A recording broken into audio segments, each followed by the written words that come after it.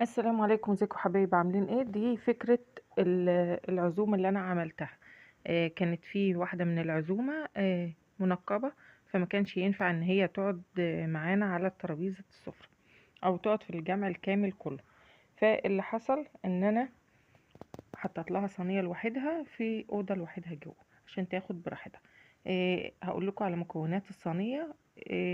طبعا العزومات كلها ما بتخلاش من الأصناف دي: فراخ مشوية في الصينية، بانيه، كفتة، آه، جلاش بالجبنة والزيتون، جلاش باللحمة، رز بسمتي، لسان عصفور، وكان في حمام بس هي بألف هنا وشفا.